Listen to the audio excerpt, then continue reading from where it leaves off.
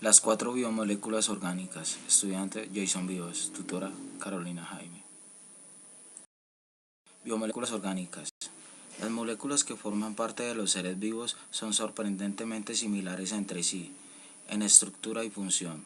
De hecho, todos los organismos que conocemos contienen proteínas, ácidos nucleicos y todos dependen de agua para sobrevivir. Nuestro parentesco con las plantas y bacterias se puede verificar si observamos que sus moléculas y las nuestras tienen mucho en común.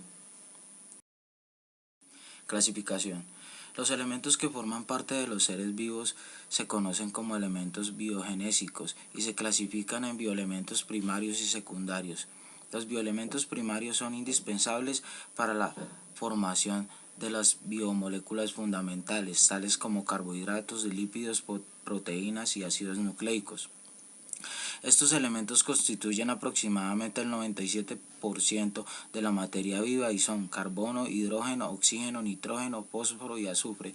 Los elementos secundarios son todos los elementos biogenésicos restantes. Se pueden distinguir entre ellos los que tienen una abundancia mayor de a 0.1% como el calcio, sodio, potasio, magnesio, cloro y los llamamos oligoelementos, los cuales se encuentran en concentración por debajo del 0.1 en los organismos.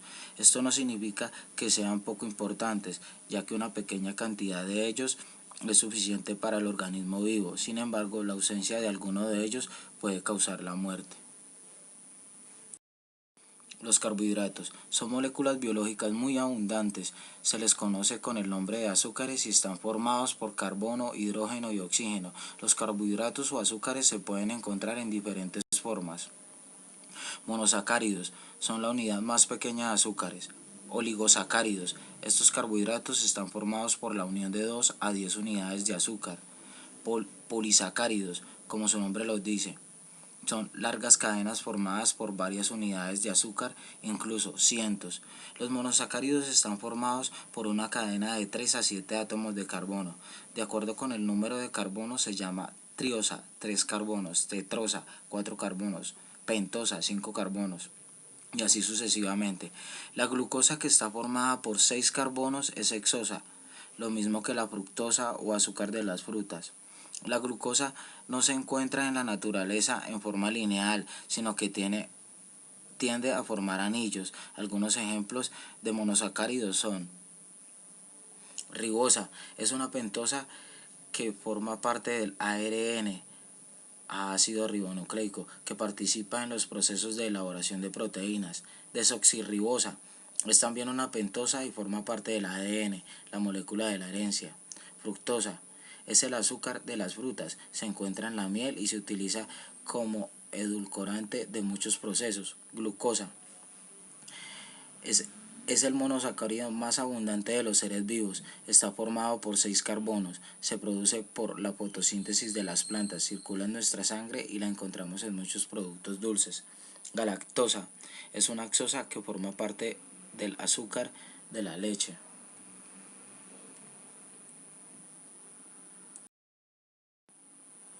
Lípidos. Los lípidos se conocen también como grasas, son insolubles en agua y solubles en solventes orgánicos no polares como el éter, el cloroformo o el benceno. Están formados por carbono, hidrógeno y oxígeno. Funcionan como reservas energéticas de las que se obtiene más energía que los carbohidratos. Un gramo de carbohidratos proporciona 3.7 kilocalorías, un gramo de grasa 9.3 kilocalorías. Aíslan del frío. Así las ballenas y mamíferos marinos tienen una capa importante de grasa debajo de la piel. Se dividen en: los lípidos simples solo contienen carbono, hidrógeno y oxígeno. En este grupo se encuentran los aceites, grasas y ceras. Su función es de reserva energética. Muchas de las grasas naturales se forman de la unión de una molécula de glicerol con 3 ácidos grasos y se llaman triglicéridos. Muchos ácidos grasos tienen de 16 a 18 átomos de carbono por molécula. Los ácidos grasos pueden ser saturados si los enlaces entre los átomos del carbono de su larga cadena son sencillos, o insaturados si existe algún doble enlace entre ellos forman grasas y ceras que forman cubiertas aislantes que protegen la piel, pelaje, plumaje, hojas y frutas. Lípidos compuestos. Además contienen otros elementos como fósforo y nitrógeno. A este grupo pertenecen los fosfolípidos, los cuales contienen un grupo fosfato asociado a un lípido. El grupo fosfato se convierte en la cabeza polar de la molécula que va a ser hidrofílica y la cadena de ácido graso se convierte en las colas hidrofóbicas. Esta propiedad hace que los fosfolípidos al contacto con el agua se sitúen formando dos capas en las que las cabezas miran hacia el agua y las colas esconden en medio. Son componentes de la membrana celular. Proteínas. Las proteínas son moléculas muy grandes formadas por la unión de monómeros llamados aminoácidos. Un aminoácido contiene un carbono central al que se une un grupo amino, un grupo carboxilo, un hidroxilo y un grupo radical. Hay 20 aminoácidos diferentes que forman parte de los seres vivos. La diferencia entre ellos está en el grupo R. Con estos 20 aminoácidos se forman todas las proteínas que hay en la naturaleza. Cada organismo produce varios cientos de proteínas características de su especie. Las proteínas son elementos fundamentales de un organismo. Las uñas, así como los diminutos vellos que hay en ella, están formados por queratina, una proteína estructural. La piel que la envuelve contiene colágeno, una proteína que le da forma. Por debajo de la piel están los músculos formados por actina y miosina, proteínas contráctiles, es decir, móviles. Si llegamos a los vasos sanguíneos, la sangre contiene proteínas, entre ellas la hemoglobina, que transporta el oxígeno que respiras y varias hormonas que regulan las funciones del organismo, por ejemplo la insulina que regula el nivel de azúcar en la sangre. Si sufres una herida rápidamente se presentan los anticuerpos, proteínas de defensa. Además, en todo momento, dentro de cada célula están en acción cientos de enzimas para llevar a cabo las reacciones químicas que mantienen la vida. Acá un pequeño ejemplo de una imagen con alimentos con proteínas.